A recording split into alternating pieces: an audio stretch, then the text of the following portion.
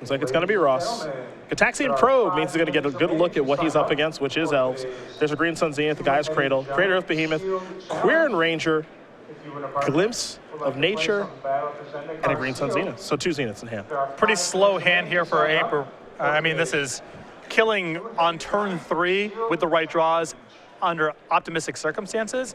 That just might be too slow here if Tom's got a real hand. Well, it depends on what Tom's draw looks like. He's got Noble Hierarch to start. He's also got that copy of Wasteland in hand. So, Glimpse number 2 is Aper's draw.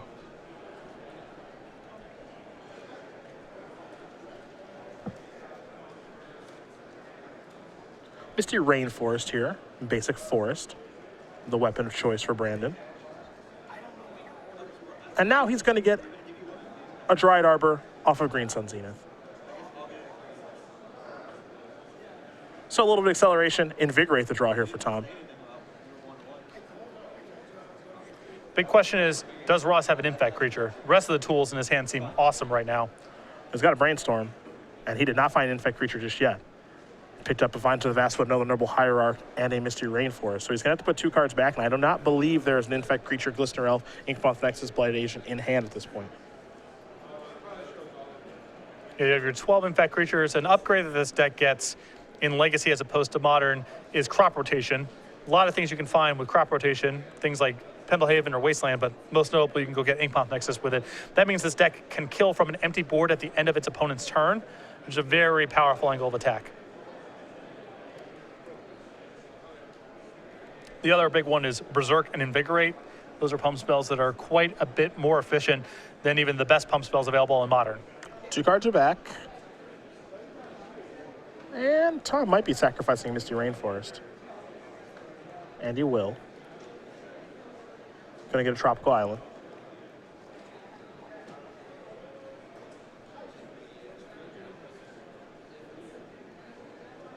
And the Noble Noble Hierarch. Ah, yes. Regular beatdowns. Which, I mean, it's funny, but it might be doable here. It's got Become Immense. It's got Invigorate. It's not how you draw it up necessarily. No, not really. Wouldn't rule it out. Here's Quirion Ranger. The issue here for Ross is no real disruption now. The ship has sailed on something like Days or Wasteland being that disruptive. He's not threatening a turn 3 kill. Of course, he doesn't even have an Infect creature in play. And now Aper can really start going about his business. Cradle's going to tap for 2 green. There's Dried Arbor to Quirion Ranger out there. We could have a pretty fun turn here, depending on what Brandon's hand looks like. He'll go with a Wirewood Symbiote. 1 green floating.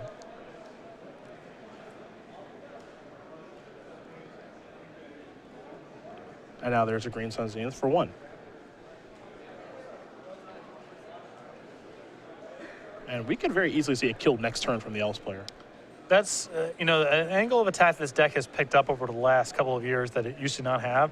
Now with Craterhoof Behemoth and the change to the Legend rule interacting with Guy's Cradle, this deck can win just by dumping a bunch of stuff on the table and casting Craterhoof Behemoth. That used to not really be an option for this deck, but now you do not have to go through Glimpse or Natural Order to win the game. Finhorn Elves the draw. I believe Berserk the draw there for Ross. He'll play a Wasteland.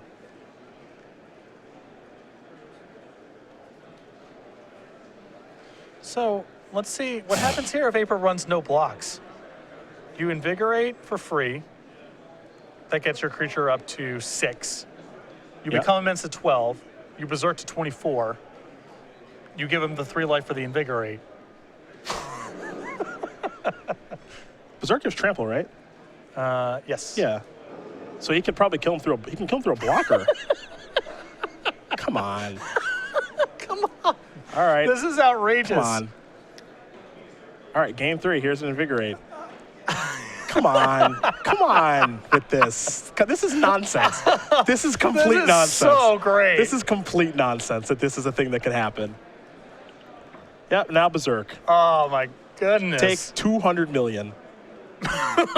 This is complete nonsense that he just killed him in regular damage. Yep.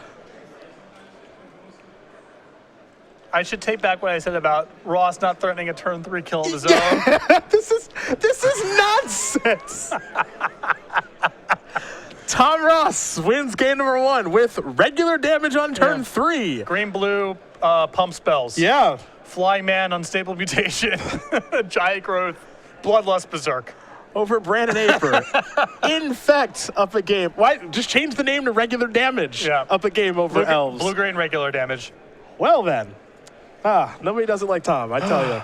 They're just not even totally nonplussed about it. Just no smile, no nothing. Just how he drew it up. Normal day at the office. Take a look at the sideboard here for Aper. See if he has any hate against regular damage decks.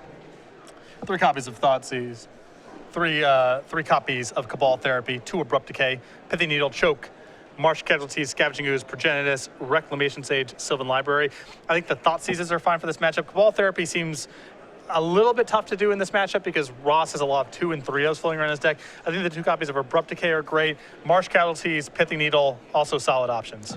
On the other side of things here for the boss, he's got a Caracas, a Flusterstorm, a Hydroblast, a Necropede, a Force of Will, a Viridian Corruptor, a Surgical Extraction, more one-ofs in Nature's Claim, Corrosive Grip, Crop Rotation, Bajuka Bog, Wasteland, Spellskite, and then 2 copies of Submerge. So I think the extra copy of Crop Rotation, in matches where there's no counterspells, you're not worried about losing your land and the Crop Rotation. It's a very helpful card to have and speeds up the deck, so I think the extra copy of Crop Rotation comes in.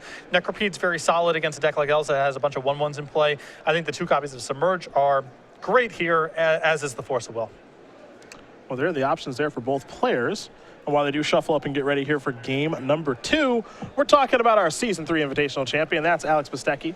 And he's got this beautiful Germ token that he won by winning the Season 3 Invitational in New Jersey. We'll see him at the Players' Championship, but here's a couple ways to go about getting that Germ token before we crown another Invitational champion. Yeah, you can register for any of our 2-day $20,000 Open Series events like the one we're having right now in St. Louis. Any 5K Premier IQ, both the ones that we have here on Sundays of our Open Series events and the ones that you can bring to your local store. And all orders from StarCityGames.com, $5 or greater. So either head to one of our large events, and if you can't do that, place an order from the website today. Congratulations to our Season 3 Invitational champion, Alex Bistecki, and we will see him at the Players' Championship at the end of the year, and maybe we'll see Tom Ross if he continues to draw like that. We saw the boss win 2 Invitationals last year. 32 years old, currently residing in Roanoke, Virginia, working for Star City Games, making the Versus videos and writing articles, and traveling to a lot more tournaments now, too, that he's got a crew to go with. Exactly. You know, that Todd Anderson's trying to qualify as well. Brad Nelson's already queued, so going to be a lot of grinding here through Season 4. 6 Open Series top 8s with 1 W, most recent one in Atlanta 2 weeks ago with Bant Megamorph. 1 Pro Tour top 8 at PT Honolulu 2009, 4 Grand Prix top 8s on the resume. Parkour fan, can still do backflips, loves Mortal Kombat 10, and 5-time Louisiana state champion.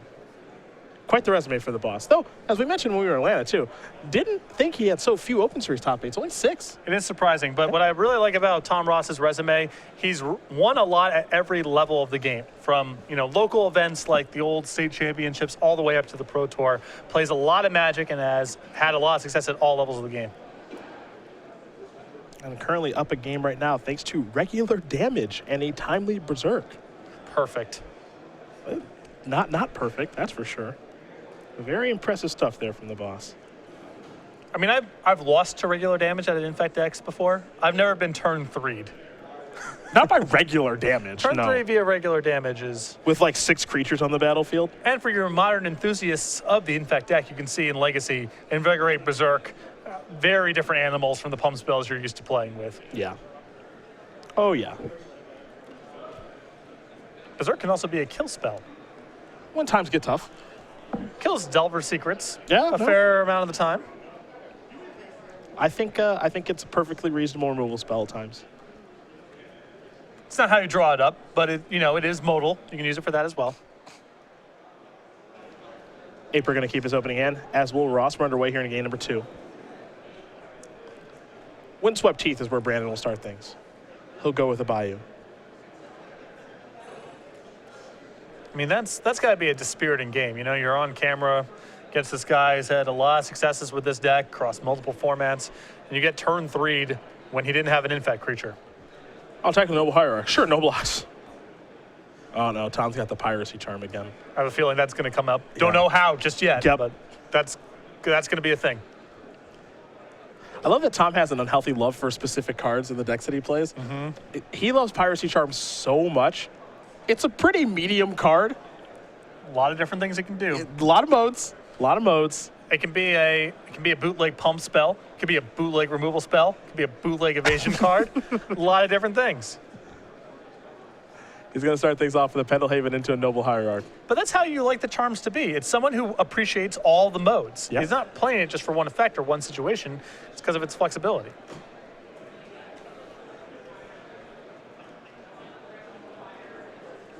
Let's see what's next here for Aper. Does have, I believe, a Guy's Cradle in hand. Believes that stupid from the Vault Dryad Arbor. You're a big fan. Just There's an Abrupt Decay. Got to get Noble Hierarch out of here.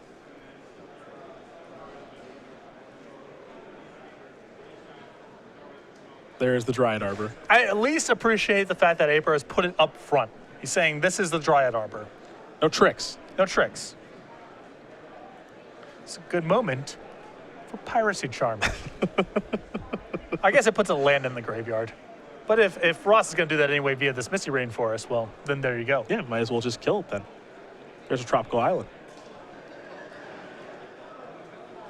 Yeah, but Ross's affection for 1 or 2 Piracy Charms, I really appreciate as well. There's Glistener Elf and Piracy Charm. A little +2, excuse me, +2, -1. This is Blue Funeral Charm, Yes. which was time shifted for who knows what reason. But here it is. Played Funeral Charm my first Pro Tour. How'd that go? Ups and downs. A lot of highs, a lot of lows. Yeah, it's what you'd expect. Yep. Used all the modes. That's good. That means the card was good for you. Yep. Use all the modes. Gave a Hunted Wumpus Swamp Walk against Reanimator for lethal. That'll teach him. Yep, that did teach him. My opponent actually said to the person sitting next to him, who I do not believe he knew, I'm never playing another Magic tournament again. Ending careers for some time now. It looks like we got a Quarian Ranger here for Aper.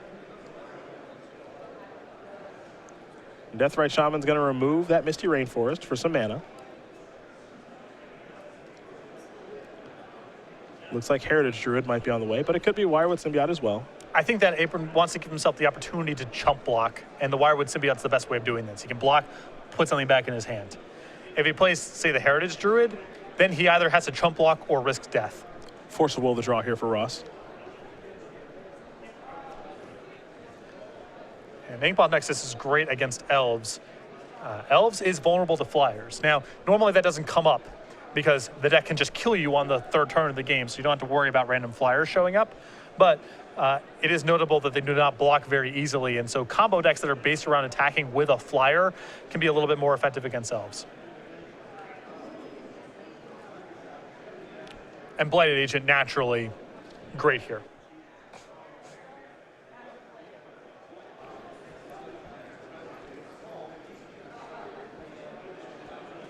Ross just going to attack here with the Glistener Elf.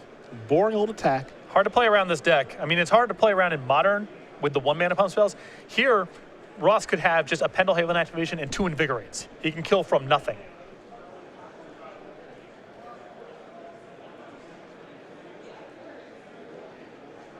There's your activation. Pick up the Quarian Ranger. Untap the Deathrite Shaman. No harm, no foul. This is where Elves gets a little bit tricky because it's able to do things like this against Infect where it makes it difficult for them to be able to get through. Another Glistener Elf. And we can't ignore the Inkmoth Nexus that was played either. Aper going to sacrifice a Windswept Heath.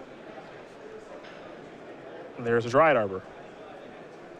That tricky, tricky Dryad Arbor. Again, appreciate the fact. Moved up to the front. Yep. No shenanigans.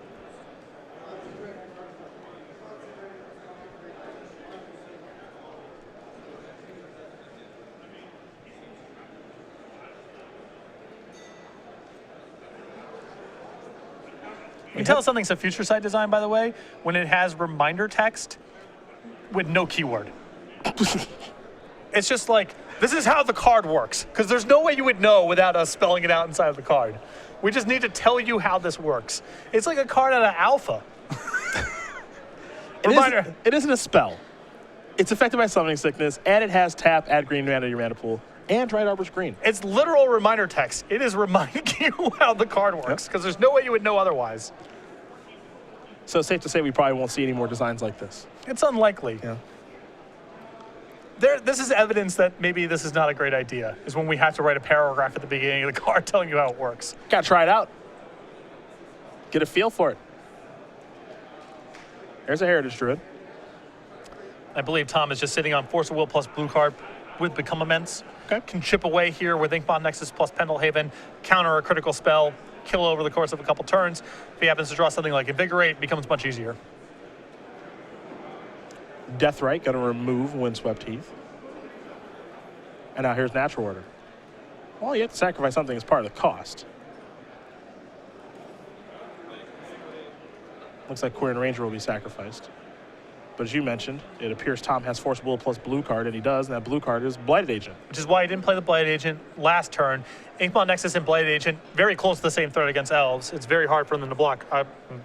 It's basically impossible for them to block either copy, but this way he got to sit back with Force of Will. Glistener Elf, I believe the draw there for Ross. Was able to stave off elimination. If that Natural Order did resolve, Crater Hoof Behemoth would have came on down, it would have been a lethal attack. So we play on here in game number 2. And I think Tom might be well served firing up everything and attacking. The Glistener Elves here, Tom might be interested in having them trade, because the Become Immense right now is a little expensive. He has to commit 2 mana to the Nexus itself, and then 1 mana to activate it. So if he can get some stuff in his graveyard, the Become Immense gets on the cheap, and setting up a kill in a couple turns becomes a lot easier. There also might be some interest in removing some of Brandon's Elves off of the table as well. He does have a Cradle out there. So if he could maybe slow down Brandon's mana generation. Yeah, for sure. Ross is happy with any trade that occurs right now, because he wants a card in his graveyard, and the less stuff that Aper has, the better. We'll see if Aper does any blocking. Always scary to play against Infect and don't block.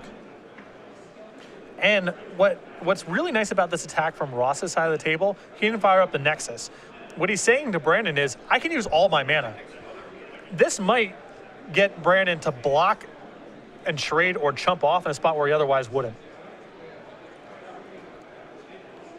So you're going to get a block there. Pendelhaven's going to pump the unblocked Glistener Elf. And then Brandon's going to activate Wirewood Symbiote, untap Deathrite Shaman, and pick up his Elf. So, 2 Infect here for Aper.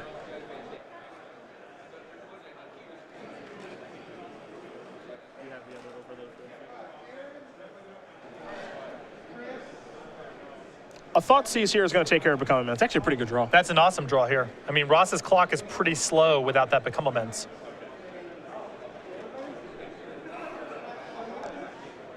Deathrite Shaman.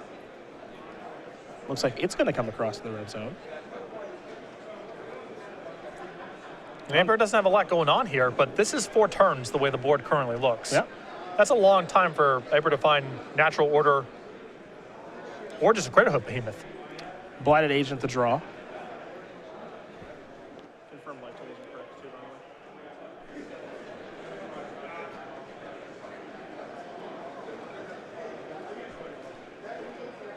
Here come the Glistener Elves. Ross again refusing to attack with Inkmoth Nexus. I believe he drew Blighted Agent, so this turn I think he's committing his mana to pump with Pendelhaven and cast the Blighted Agent. Okay.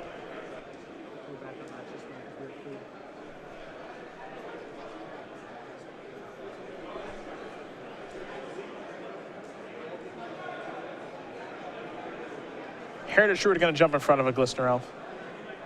Tom will pump. Aper going to go up to 5 Infect. Now here's Blighted Agent. Ladies and gentlemen, Aper's got to make sure he leaves himself with enough that Natural Order will be lethal. Yes. Pretty important right now, actually.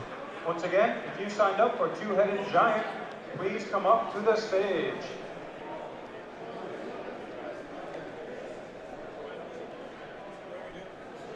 He's just going to pass the turn back. No real good attacks to be had. So we're going to head back Ross's way as he is slowly but surely chipping away. And now there is a copy of Wasteland, which actually is a really nice draw. Huge draw here, as now Ross can go after that Gaia's Cradle, and that shuts out a lot of Aper's potential draws. He can go after that. He could consider Dryad Arbor. Even, heck, Bayou maybe knocking that off. Taking care of some black mana. Shuts off Abrupt Decay, stuff like that. You know, you never know. Yeah, a lot of options here. If I'm Ross, I feel like unless Aper has a lot of mana going into his own turn, there's nothing he can really do.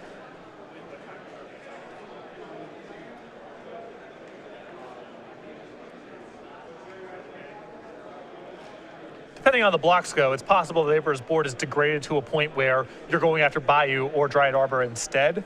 But if Aper is able to keep his board relatively intact here, then I think Ross is likely to go after the Cradle.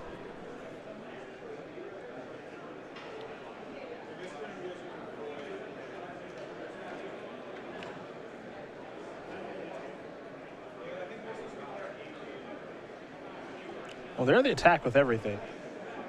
And now it's on Aper to do some blocking, and Pendelhaven's going to make this pretty tough. But Aper might, I don't want to say he's going to lose all of his board, but he's going to lose a pretty healthy amount of it, I think. Well, I think the best thing for Aper to do is he has to block something because Pendelhaven makes this lethal, but he needs to leave enough of his board intact that there's the hope of drawing something next turn. So I think he has to block like this, risk a pump spell, and then hope that next turn is, you know, the top of the deck is very cooperative. Okay. The Glistener Elf that's blocked by Deathrite Shaman is the one that's being pumped by Pendelhaven. You're going to get a Deathrite Shaman activation. It's going to remove Force of Will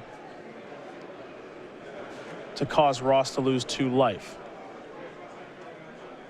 After the dust settles, it looks like Aper is going to move up to 8 Infect, and the Glistener Elf will take care of the Deathrite Shaman.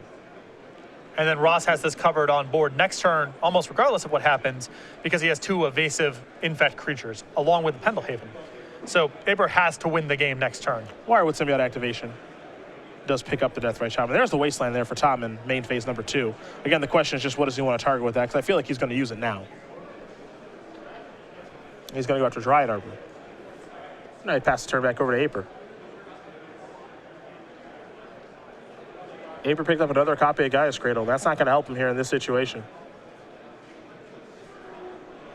And what we've seen here are 2 very strange game wins here from Tom Ross. One with regular damage kill on turn 3, and another with just chipping away with infect damage, no big pump spells necessary. Either way, a win's a win's a win's a win, and Tom Ross is now 4-0.